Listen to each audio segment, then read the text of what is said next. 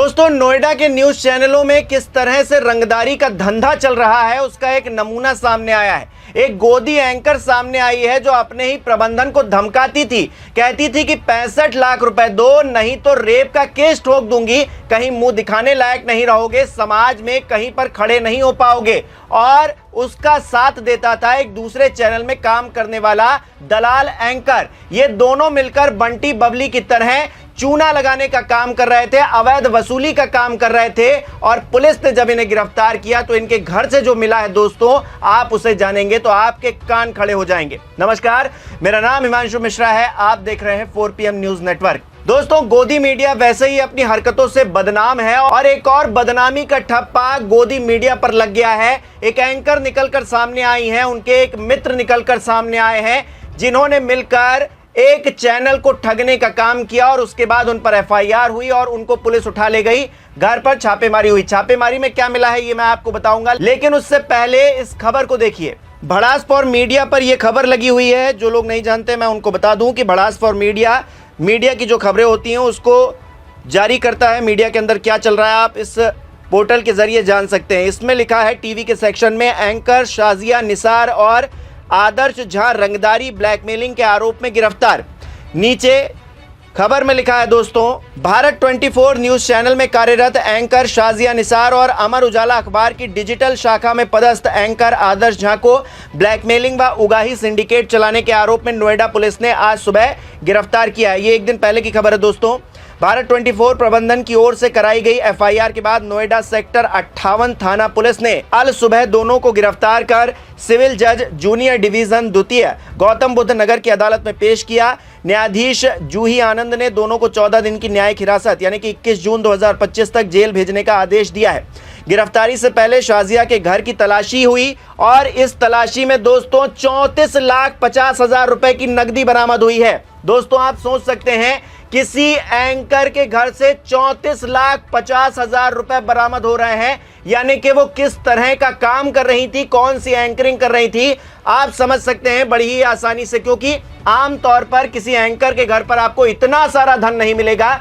बहुत बड़े बड़े एंकर हैं, बहुत ही सम्मानित एंकर हैं, उनके घर पर भी आप इतना सारा कैश नहीं पाएंगे। लेकिन शाजिया इस तरह का कौन सा काम कर रही थी आप अच्छे से समझ सकते हैं, जिसके बदौलत उनके घर पर इतना सारा कैश पड़ा हुआ था। खबर में दोस्तों आगे लिखा गया है, अदालत ने अभियुक्त गण द्वारा वादी को झूठे आपराधिक मामलों में फंसाने की धमकी और जान से मारने की धमकी देकर अवैध वसूली की बात को गंभीरता से लिया। भारत 24 प्रबंधन ने इस प्रकरण में अब तक कुल 3 FIR दर्ज करवाई है। पहली चैनल के MD व ग्रुप एडिटर द्वारा, दूसरी कंसल्टिंग एडिटर श्रीमती अनीता हाडा द्वारा और तीसरी HR हेड श्रीमती अनु श्रीधर द्वारा। बताया यह जा रहा है दोस्तों कि करीब 7-8 साल पहले जी सलाम चैनल में शाजिया को नौकरी दिलवाने में आदर्श झा ने सिफारिश की थी।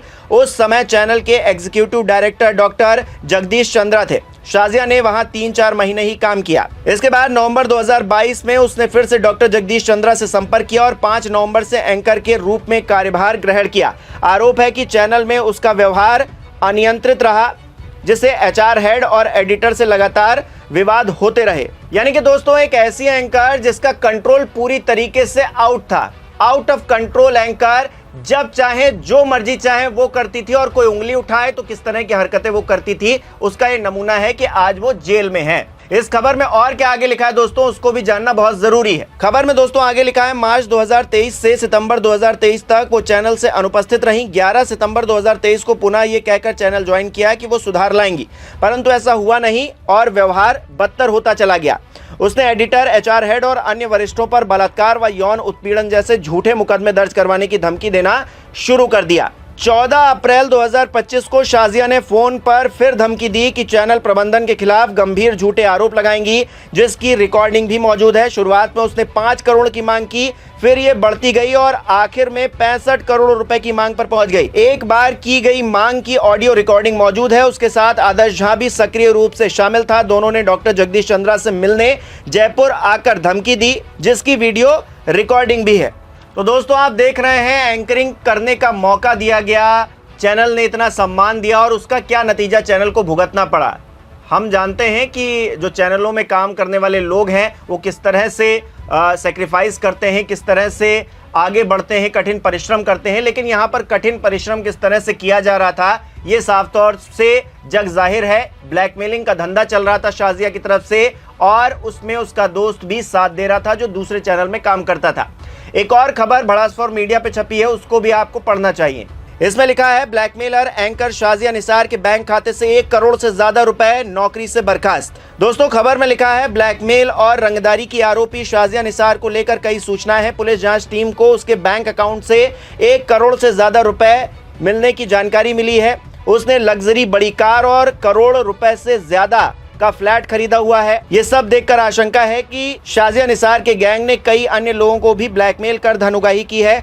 पुलिस गहराई से जांच कर रही है। कई बिखरी हुई कड़ियों को जोड़ने की कोशिश है। संभव है कि कई सवालों के हल के लिए पुलिस शाजिया निसार को रिमांड पर लेकर पूछताछ करने की मांग कोर्ट से करे। इसी खबर में दोस्तों आगे लिखा है नोएडा के एक पुलिस स्टेशन में शाजिया निसार के खिलाफ एफआईआर दर्ज होने और शाजिया को उसके अमर उजाला अखबार के पत्रकार साथी आदर्श झा के साथ गिरफ्तार करने के बाद हिंदी न्यूज चैनल भारत 24 ने शाजिया को नौकरी से बर्खास्त कर दिया है। शाजिया निसार भारत 24 में एंकर के पद पर कार्यरत थी और नीचे इसमें वो लेटर भी दिया गया है टर्मिनेशन वाला, उसको भी चस्पा किया गया है। हालांकि आदर्श झा पर अब तक कोई कार्रवाई अमर उजाला ने नहीं की है। ये देखना दिलचस्प रहेगा कि आदर्श झा पर कोई कार्रवाई होती भी है या फिर नहीं होती है या फिर उसको बचा लिया जाता है। दूसरी तरफ दोस्तों शाजिया पूरी तरीके से फंस गई हैं। शाजिया अब जेल में हैं और उन पर और भी बड़ा एक्शन हो सकता है, इस बात की पूरी संभावना है, क्योंकि ब्लैकमेलिंग की सजा कानूनी तौर पर उनको मिलनी है, क्योंकि उन्होंने जो कांड किया है उसके सबूत भी हैं